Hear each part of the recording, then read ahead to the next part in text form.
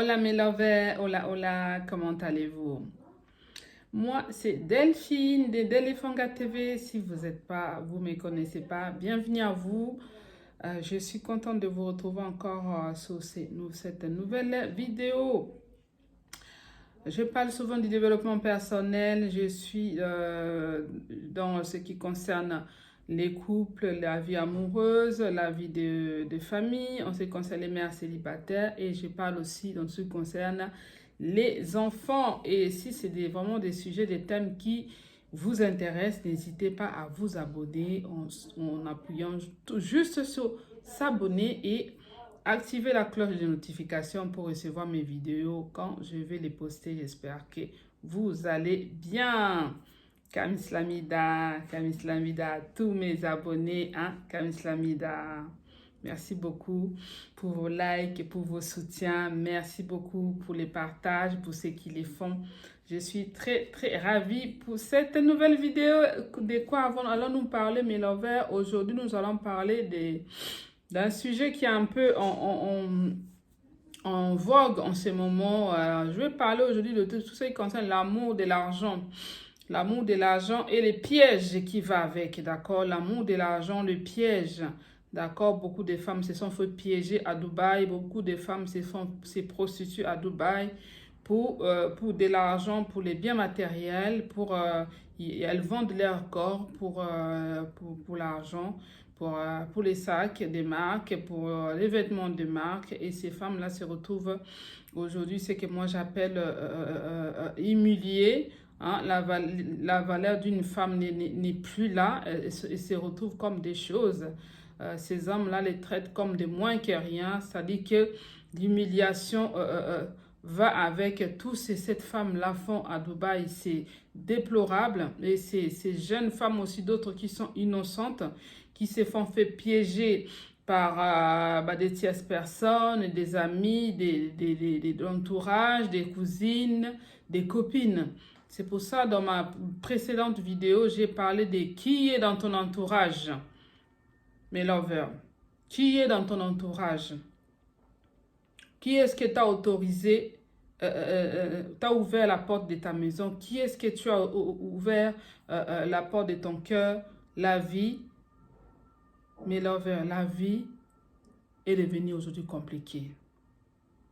On ne connaît pas vraiment nos familles, on ne connaît pas vraiment nos amis, on ne connaît pas vraiment nos copines. Parce que les histoires que moi j'ai entendues tout autour des familles, je veux vous raconter des anecdotes tout au long de cette vidéo. Vraiment, ça, c'est déplorable, c'est triste. C'est triste. Des femmes, des jeunes femmes qui se sont fait piéger par leurs propres copines, soi-disant meilleures amies, qui les ont amenées à Dubaï, soi-disant partir en vacances, et arrivées là-bas, elles ont vécu autre chose, d'accord? Elles ont vécu la prostitution parce qu'on ne leur a pas dit ce qu'elles devaient aller faire là-bas. Moi, je suis partie comme en vacances. Toi, tu es parti comme en vacances, invité par une tierce personne, par une amie. Tu te retrouves là-bas piégé, obligé de faire des choses que tu n'avais pas prévu de faire. Je trouve ça méchant. Je trouve ça triste. C'est pour ça, mes lovers, triez les amis. Triez les amis. Qui est dans ton entourage, my lover? Qui est dans ton entourage? Qui est-ce que toi tu appelles meilleure amie? Qui est-ce que toi tu appelles meilleure copine? Qui est ta meilleure copine? Même Jésus lui-même, quand tu regardes dans la Bible, tu lis la Bible, pour ceux qui lisent la Bible, tu dois voir que Jésus avait trié ses disciples. Il avait trié ses disciples. Dans la Bible, on ne parle pas de tous les apôtres de Jésus. Il avait 12 apôtres. Mais tous les 12, ils ne sont pas inscrits dans la Bible. Ceux qui ont été reconnus, dont on parle souvent, c'est Matthieu, Luc, Jean, Pierre, Marc, Jacques, Paul, et j'en passe. Mais les 12, si tu regardes bien la Bible, ils n'y sont pas. Parce que Jésus avait trié. Parce qu'il savait qui il avait confiance. Même quand tu lis la Bible, Jésus n'amenait pas n'importe qui avec lui. Il l'avait trié dans son groupe des apôtres. Toi qui me regardes, qui regarde cette vidéo, connais-tu le cœur de ta copine? Trie tes amis. Si tu veux être épanoui dans ta vie, et même une seule copine, ou et même tes enfants comme amis. Les femmes, elles se font piéger à Dubaï, mes lovers, à cause de l'argent. Elles arrivent là-bas, elles savent pas ce qui se passe. Des hommes riches leur proposent de leur donner des biens matériels, de leur acheter des sacs, des vêtements. Et il leur a fait signer des contrats de confidentialité, mes lovers. Il leur a fait signer des contrats de confidentialité. Ces femmes-là signent bêtement des contrats de confidentialité des hommes riches, des hommes bourgeois à Dubaï. Signés sans même savoir de quoi est-ce qu'on va parler, de quoi est-ce que je vais aller faire dans les hôtels. Les jeunes femmes arrivent. Ils croient ces gens, ces messieurs des bourgeois là. Il leur a fait signer des contrats de confidentialité. Ils amènent ces jeunes filles dans la ville de Dubaï pour acheter des biens matériels, les sacs, tout ce qu'elles veulent. Et en fin de compte, la fille doit aller répondre à un contrat. Ça, c'est le premier des contrats. On lui achète tout ce qu'elle veut en matériel. Et puis le soir, la fille, elle doit aller répondre à l'hôtel, donner son corps et recevoir une certaine somme d'argent après. Quand les filles arrivent à l'hôtel, elles croyaient que peut-être que je vais être avec une seule personne. La fille se retrouve avec 10 personnes, 10 hommes qui l'attendaient. On a failli me montrer la vidéo, mes lovers, mais j'ai dit non. Ma collègue, elle avait la vidéo où on est en train de déféquer cette jeune fille. Où on est en train de déféquer dans sa bouche. Où on voit des matières fécales couler dans la bouche de la jeune femme. On a pissé sous sa bouche. La jeune femme devait même faire certaines fellations à tous ces 10 hommes. Elle a fait à un niveau où elle n'en pouvait plus, elle a commencé à vomir. Quand elle a vomi, du coup, les hommes lui ont dit que si tu dois manger ton vomi. Si tu ne manges pas ton vomi, nous allons te tuer. Ce sont des faits vrais qui se passent à Dubaï. La fille, elle était obligée d'avaler son vomi. Ils ont pissé dessus sur sa bouche, déféqué sous sa bouche, craché sur elle. Mes lovers, sur 10 personnes. Vous imaginez une seule personne contre 10 hommes. 10 hommes, mes lovers. J'ai eu la chair des poules quand on m'a raconté cette histoire. J'ai eu la chair des poules. Jusqu'où nous les femmes sommes-nous prêts à aller pour de l'argent? Jusqu'où une femme ne doit pas se valoriser? Tu dois détruire ta dignité de femme pour de l'argent. Mais là, on va dire que non, elle ne savait pas qu'elle allait tomber sur 10 hommes. Oui, j'entends bien. Mais déjà, toi, une femme qui se respecte, tu vas croiser un inconnu qui te propose de faire un marché ou de signer un contrat, mais lover. De quel droit est-ce que cet homme-là, il te prend pour qui déjà, pour te proposer ça? Il te prend pour une prostituée. Il faut dire les choses telles qu'elles sont. Cet homme-là, déjà, il te propose ça. Ça dit qu'il te considère déjà comme tu es une prostituée. Il te considère comme si tu n'as pas de valeur. Mais lover, jusqu'où les femmes sont prêtes à aller, jusqu'où la dignité de la femme va être bafouée comme ça à ce niveau-là, pour de l'argent. Jusqu'où tu es prête à aller, mais lover, ta dignité de femme, ton intimité des femmes est bafouée, crachée par des hommes, par des inconnus, mes lovers. Est-ce que ces femmes-là, est-ce que ces hommes-là se protègent? Et si tu chopais une hépatite C, Et si tu chopais le VIH-Sida, et si tu chopais les syphilis, blénorragie et j'en passe, toutes ces maladies sexuellement transmissibles, ta dignité de femme n'a pas de valeur, mais l'envers. Notre corps à nous, les femmes, n'a plus de valeur à ce point-là. Pourquoi nous allons vendre notre corps pour de l'argent? On va appeler ça piège, oui.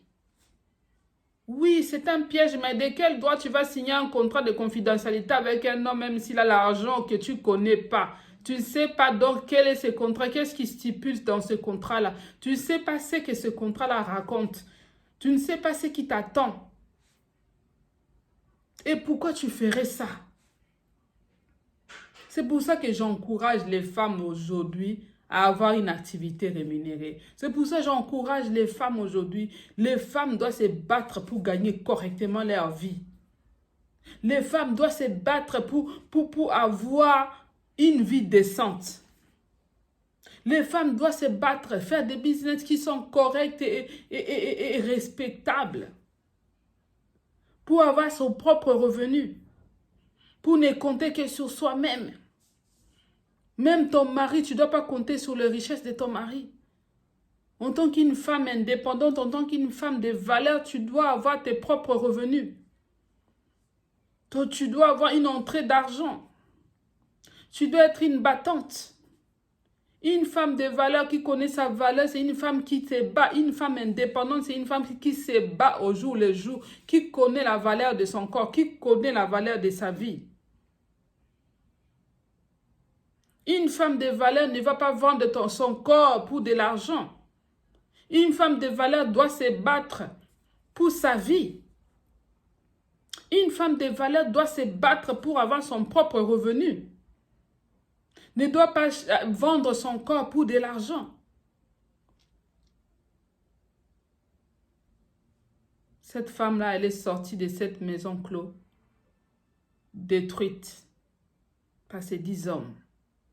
Même si elle a reçu une enveloppe, on lui a donné une enveloppe, mais une enveloppe de malheur, une enveloppe de misère, une enveloppe d'humiliation, une enveloppe bafouée de ton honneur, de ta dignité en tant que femme. Où va-t-on? Pourquoi certaines femmes aiment la facilité? Pourquoi une femme aujourd'hui, dans le 21e siècle, il y a tellement d'opportunités. Les femmes aujourd'hui sont debout, des femmes indépendantes sont maintenant nombreuses. Qui se battent pour leur vie, pour gagner leur propre argent. Gagner son propre argent ne veut pas dire que je vais aller vendre mon corps pour qu'un homme s'occupe de moi. Pour qu'un homme me donne une enveloppe. Se battre pour sa vie, être une femme indépendante, c'est être une femme qui se bat au jour le jour, qui fait des business, qui fait des choses, qui a des entrées d'argent, son propre entrée d'argent. Être une femme indépendante, c'est être une femme de valeur qui a une femme indépendante, c'est une femme qui a reconnu sa valeur en tant que femme. C'est une femme qui marche la tête haute. C'est une femme qui ne compte pas que sur son homme. C'est une femme qui sait aujourd'hui que même si mon homme n'est pas là, je peux m'en sortir. C'est ça une femme indépendante. C'est une femme de valeur. C'est une femme qui a la tête sur les épaules. C'est une femme indépendante, c'est pas une femme qui est dans les rêveries. C'est pas une femme qui vit dans le monde des bisounours. C'est une femme qui a compris sa valeur. C'est une femme qui a compris sa dignité. C'est une femme qui marche la tête haute. C'est une femme qui se bat pour gagner son propre argent, pour sa propre poche. C'est une femme qui sort sa carte bancaire pour inviter son mari dans un restaurant. C'est une femme qui peut payer des vacances pour sa famille. C'est ça une femme indépendante. C'est une femme de valeur. C'est une femme qui a compris la vie, qu'elle doit se battre pour vivre sa vie. Elle ne doit pas dépendre de qui que ce soit. Mais c'est une femme qui se bat au quotidien pour sa vie. Elle se bat pour la réussite de sa vie. Elle se bat pour le meilleur. Quelle est ta dignité, ma soeur? Quelle est ta dignité, my lover? Quelle est ta dignité? Peu importe les raisons qu'on peut donner, que ces femmes-là peuvent donner, elles n'ont pas à faire ça. On ne connaît pas l'histoire de tout à chacun de nous. Mais le minimum, ma chérie, pas ces points-là. Le minimum dans ta vie, c'est de te respecter. Le minimum dans ta vie, c'est de te donner la valeur. Même pour ton propre amour de soi. On ne peut pas cracher tout ton corps comme ça par des hommes. On ne peut pas cracher sur toi comme ça pour de l'argent. Quelle est ta valeur, femme? Quelle est ta valeur, femme? Quand tu te promènes, quand tu sors de là avec ton enveloppe, même si tu vas t'acheter une belle voiture, même si tu vas t'acheter un terrain, c'est de l'argent sale. Toi-même, quand tu manges cet argent-là même, tu sais que c'est de l'argent sale qui ne va pas te profiter. Tu as vendu même ton âme au diable parce que tu ne sais pas ce que ces hommes-là ont pris sur toi. Tu ne sais pas des pactes que tu as signés. Toi, tu as cru que tu as signé juste un papier, les contrats de confidentialité, mais tu as signé les pactes avec le diable. Tu ne sais pas ce que ces hommes-là ont pris dans ton corps. Tu ne sais pas ce qu'ils ont laissé dans ton corps. Tu ne sais pas les liens tous les liens, 10 hommes-là, si c'est des satanistes, si c'est qui, tu ne sais pas ce qu'ils ont pris dans toi. Tu crois que ces hommes-là, ils sont bêtes, mes lovers? Ils vont dépenser des millions pour t'acheter des sacs, des marques, des matériels, tout ce que tu veux, et qu'à la fin, ils te donnent une enveloppe. Ils savent ce qu'ils ont fait. Ils savent ce qu'ils vont gagner sur toi, sur ta propre vie. Ils savent ce que ton âme va aller travailler pour eux, pour leur donner encore plus d'argent. Ils savent l'étoile qui est en toi, qu'ils vont prendre pour aller encore travailler, pour gagner encore plus d'argent dans leur monde spirituel. La vie n'est pas un jeu, mes lovers. La vie n'est pas un jeu. Bats-toi pour t'en sortir. Bats-toi pour gagner ta propre vie. Sois une femme battante. Sois une femme indépendante. Des femmes indépendantes, c'est aussi des femmes mariées. Une femme indépendante, ça ne veut pas forcément dire qu'elle est seule. C'est une femme aussi qui a compris la vie. C'est une femme dont son homme est fier. Son homme, elle sait qu'aujourd'hui, même s'il n'a pas de travail, il peut compter sur sa femme. C'est ça, une femme indépendante. Son homme sait qu'aujourd'hui, on ne sait pas les aléas de la vie. Aujourd'hui, si je suis KO, je peux compter sur ma femme. C'est une femme qui soutient aussi son homme. C'est une femme qui ramène son homme vers le haut. C'est une femme qui ramène sa famille, son foyer vers le haut. Mais toi, tu veux être une femme bafouée. Tu veux être une femme où on crache dessus pour de l'argent. My lover, ta conscience doit travailler. Ta conscience doit travailler. Je vais faire aussi attirer l'attention aux mères. Attirer l'attention aux foyers, aux familles. Faites attention avec vos jeunes filles qui fréquentent, qui suivent les influenceurs dans les réseaux sociaux. Qui montrent les sacs des marques, les sacs Louis Vuitton, je sais quoi d'autre, j'en passe. Vanité de vanité. Alors que tous ces matériels-là, ils sont en train de vendre leur corps à Dubaï pour venir faire des vidéos, vous montrer que la vie est belle, alors que non, elles vendent leur corps. Jeunes filles, les personnes que tu suis là, elles sont en train de vendre leur corps pour gagner de l'argent, pour gagner, acheter des sacs. Tu vas vouloir les copier, tu vas vouloir faire comme eux, tu vas mourir. Ton âme a besoin d'être sauvée. Tu as besoin de la dignité en tant que femme. Tu as besoin de ta dignité en tant que jeune femme. Tu ne dois pas vendre ton corps, l'argent de misère, l'argent misérable, l'argent de malheur. L'argent qui te prend ta dignité de femme. Non, cette vidéo, ça doit nous révolter. Ça m'a révolté.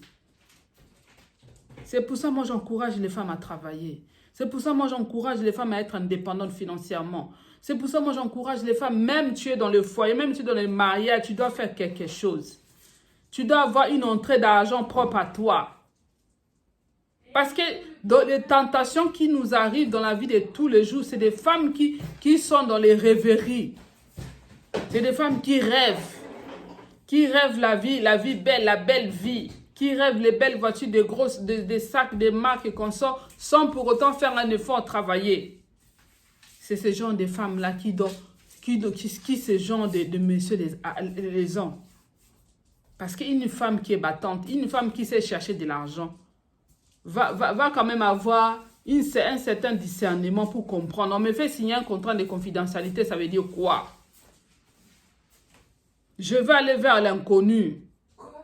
Je vais aller sortir avec un inconnu que je ne connais pas. Je vais aller donner mon corps à un inconnu. Je ne sais pas qu'est-ce qui peut m'arriver. C'est une femme aussi qui est intelligente. Une femme indépendante, c'est une femme qui est intelligente. C'est pas qui a le discernement de la vie. Qui ne fait pas n'importe quoi sans discernement. C'est ça une femme indépendante. My lover. Cette histoire de Dubaï m'a fait mal au cœur. Une autre anecdote que je vais vous raconter. C'est l'histoire d'une étudiante de 22 ans. Cette étudiante de 22 ans, elle appréciait beaucoup une cousine. Une cousine qui est là, chez nous on appelle Yaya, hein. C'est une cousine, c'est-à-dire la fille de la grande sœur, la sœur à sa mère. Dans les réseaux sociaux, elle voit souvent sa cousine poster de belles photos sur des yachts, sur des bateaux à Dubaï. Avec ses copines, avec des sacs de marque, toujours jolis, tout ça. La fille, elle fait la médecine. Elle a demandé à sa cousine, « Ah, je te vois tout le temps à Dubaï, partir, revenir. J'aimerais bien y aller aussi avec toi, en vacances. » Elle a demandé la permission à ses parents. C'est une fille qui ne manquait de rien. C'est une fille normale qui était encore vierge à 22 ans. Qui vivait auprès de ses parents. Ses parents s'occupaient, prenaient soin d'elle sans problème. Elle a voulu juste aller en vacances avec sa cousine. Mais elle ne savait pas ce que sa cousine faisait à Dubaï. Sa maman lui a acheté des billets. Ils sont partis en vacances avec sa cousine à Dubaï, au atterrissage. Dans l'hôtel qu'ils avaient loué, tout ça, avec sa cousine. Sa cousine était partie avec un groupe de copines. Dans les mêmes voyages. Arrivé là-bas,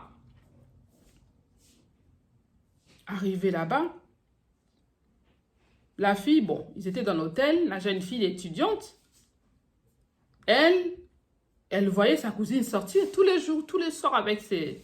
Elles sont arrivées au moins, elles avaient prévu de faire trois semaines à Dubaï. Elle voyait les premiers jours, sa cousine sortait avec ses amis, en mini-jupe, maquillage, tout ça.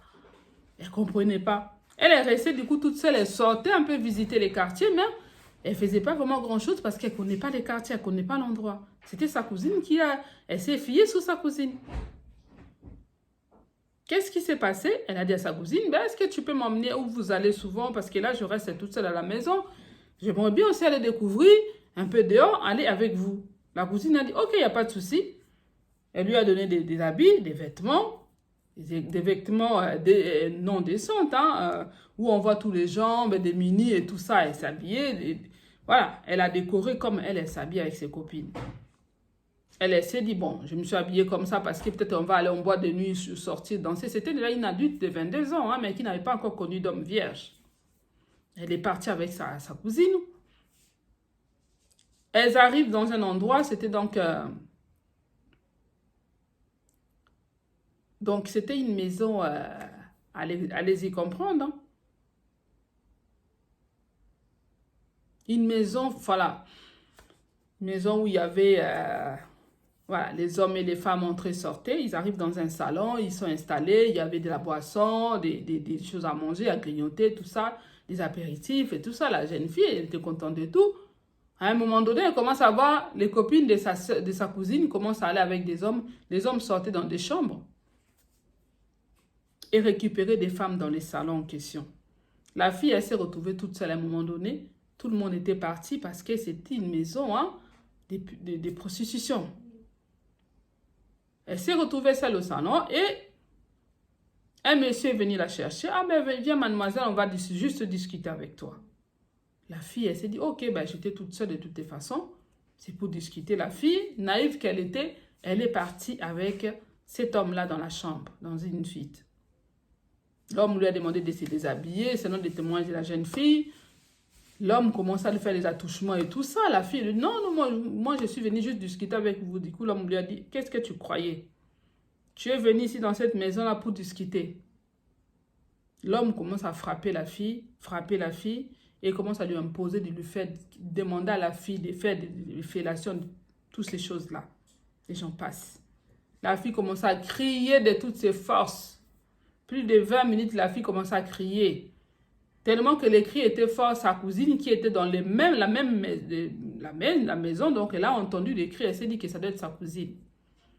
Elle s'est dirigée vers la chambre, elle est venue intervenir, elle a dit au monsieur d'arrêter, elle a pris la cousine, elle l'a emmenée, elle est arrivée juste à temps, on voit même que monsieur viole la fille. On va appeler ça du viol, parce que ce n'était pas par son consentement. Elle a pris la fille, mécontente qu'elle était, elle est partie avec elle à l'hôtel et tout, elle n'était pas contente du tout. Elle était énervée contre la fille, ils ont dormi, la journée est passée. La fille, elle a vu comme ça, elle a appelé ses parents. Que je vais rentrer, je vais écouter mes voyages. En tout cas, il faut que je rentre. Ça s'est fait, c'est une histoire ici à Paris. Alors la fille, la maman lui a dit, ok, il lui a changé des dates. Elle devait donc rentrer à Paris, reprendre l'avion dans 3 jours. Sa cousine, elle a entendu ça. Elle est venue la voir, elle lui a dit, ah, je suis désolée sur ce qui s'est passé. J'ai entendu que tu vas rentrer et tout ça. Je suis vraiment désolée. Elle est venue avec 2 verres de jus. Elle a donné à cette fille-là un verre de jus. Elle aussi a commencé à boire un verre de jus en s'excusant chez la fille. C'est sa cousine. La cousine, elle a accepté. Elle était contente. Elle lui dit, mais tu m'as sauvée. J'ai failli être violée, tout ça. Ils ont rigolé. La fille, elle a bu le jus que sa cousine lui a donné. Oh, elle avait mis de la drogue dedans. Elle a drogué sa soeur, sa cousine. La fille, elle était évanouie, droguée, tout ça. Elle a emmené chez le monsieur qui avait commencé à violer la fille. Comme elle n'avait pas fini son travail, donc je pense que la fille, elle s'est fait engueuler, la cousine, elle s'est fait engueuler qu'elle avait ramené quelqu'un et qu'elle va gâcher les affaires. Donc, elle voulait arranger les choses. Elle a drogué sa cousine pour l'emmener, pour que le monsieur fasse ce qu'il devait faire. Termine son travail, le monsieur, il a violé la fille, on ne sait pas. Elle-même, la fille, elle ne s'est pas détaillée s'il y avait combien d'hommes qui avaient couché avec. Le lendemain matin, la fille, comme elle était droguée, elle ne savait pas, elle s'est réveillée quand même dans leur hôtel parce que c'était fini, elle n'avait pas vu ce qui s'est passé. Elle s'est sentie mal dans tout son corps. Elle s'est sentie très mal. Dans la nuit, devant, dans son intimité, elle est partie de se laver, elle a trouvé qu'elle était complètement dévastée, violée, déviergée, tout ce que tu veux. La fille, elle avait perdu sa virginité par des inconnus qu'elle n'a même pas vu faire. Et sa cousine, en voyant ça, elle commence à lui parler. Tu croyais quoi? Tu pensais quoi? Tu pensais que moi, j'appréciais ta vie? Tu as une vie bien, tu as des parents qui s'occupent de toi. Moi, j'ai toujours donné plus j'ai galéré pour réussir la vie. Tu pensais quoi?